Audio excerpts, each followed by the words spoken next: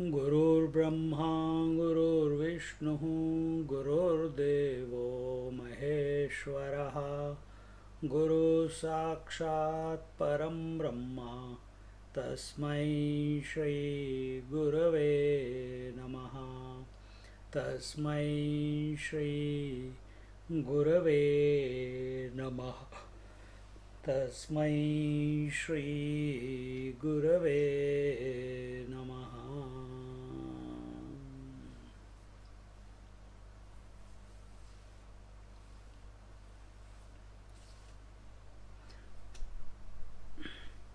What does knowledge mean?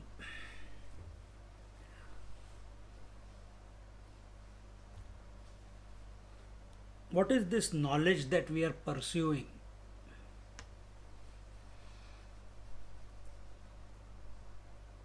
Which is going to satisfy us?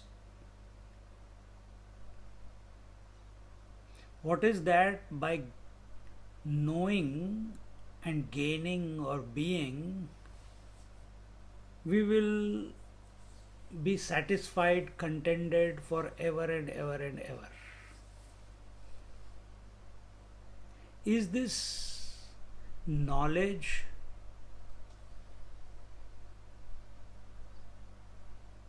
which can be gained through the senses?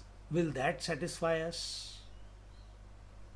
Is it the knowledge gained through experiences which is going to gain us, help us in that direction? Is it intellectual knowledge, emotional knowledge, which is going to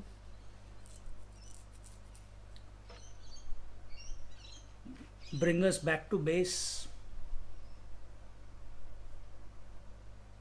Or is this knowledge something else?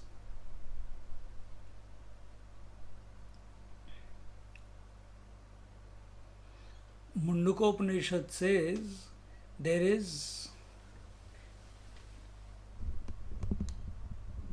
jnana and aparajnana.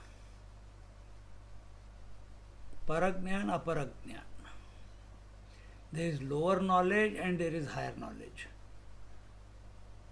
Lower knowledge is knowledge about the world. Higher knowledge is knowledge about the divine, the presence, the Atma. But at the same time, the knowledge of the world, which is lower knowledge, and knowledge of the self, which is higher knowledge. So, do we pursue the higher knowledge? Yes, we can. But when we are on the seat of meditation, right now we are interacting with each other. What knowledge is this? Is it knowledge through senses? Is it knowledge through mind? Is it knowledge through concepts, ideas? Or is it self-knowledge? This distinction we should be very clear about. All knowledge gained objectively, all knowledge gained objectively is apara, is the lower knowledge. And how do you gain knowledge of objectively?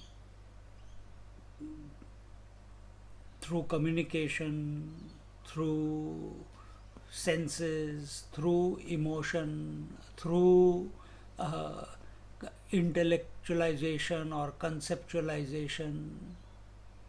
So, all these different ways where there is some means of knowledge employed in order to gain knowledge. Here we have employed the scriptures. In your case, it is the teacher whose words you are hearing.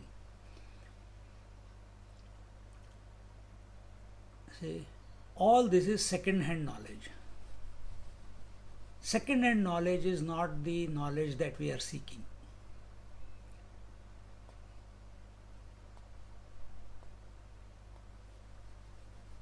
Second-hand knowledge is not our goal.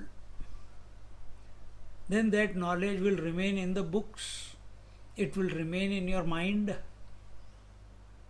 It's like, literally, it is like looking at a beautiful dish on the TV screen and feeling satisfied. Is it possible?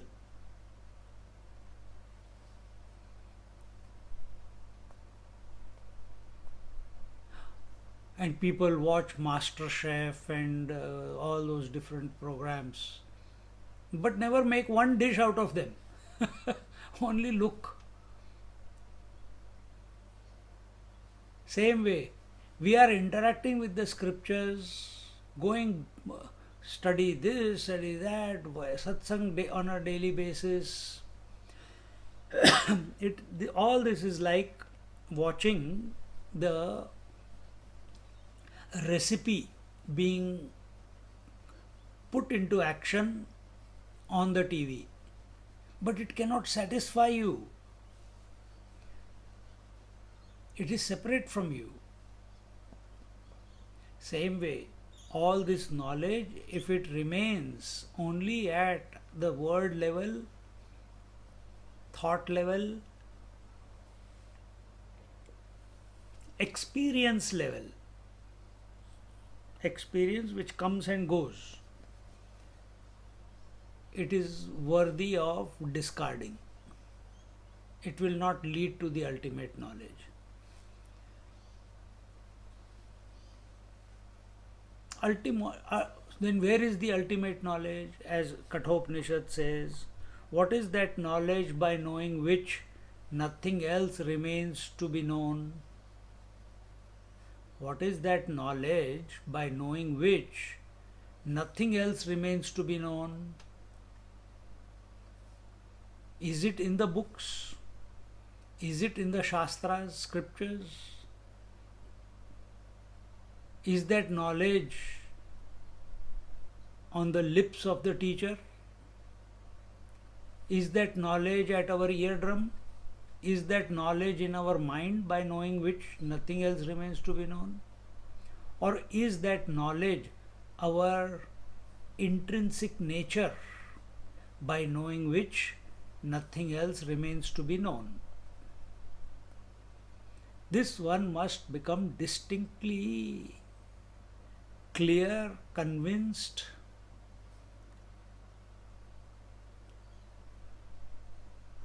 It is the self-knowledge, not self-knowledge through words and thoughts. As long as you are thinking, I am the self, I am the self, you are not the self. You are still lost in the TV screen, on the recipe in the TV screen. So that TV screen on which the recipe is being given is the screen of the mind. And on that screen of the mind, the recipe of the scriptures is coming and going every day. And we are lost in watching this mind alone. Just give me 1 minute, I'll close the door.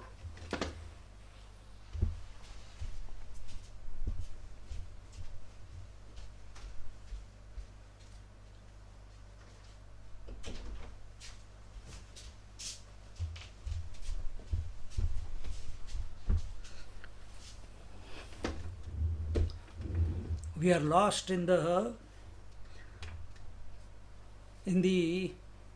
beauty of expression of that recipe of scriptures. We must be initially, but if we are only, oh, this is made like this is the sadhana, that is the sadhana, come back to yourself. What the scriptures are talking about is you. It's not an idea, it is not a concept.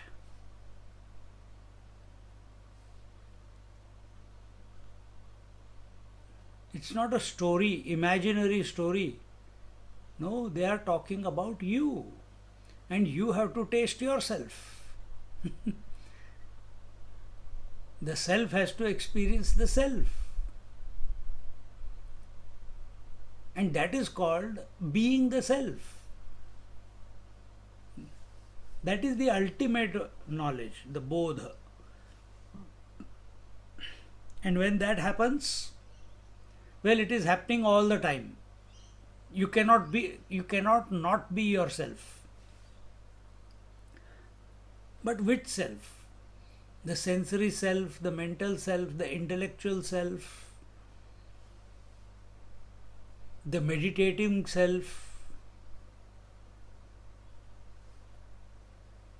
or the self without any adjectives? Which one are we? So in today's meditation, take this cue and contemplate that if ultimately by studying of scriptures, listening to lectures,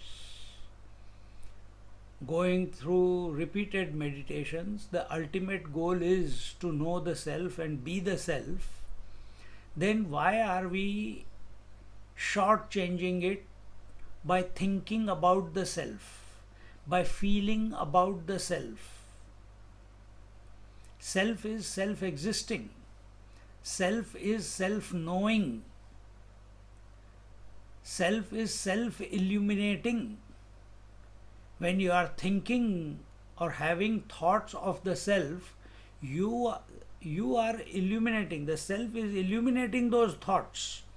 Thoughts cannot come by themselves. They only come in the presence of the self. And that you are, the subjective reality. So, take this thought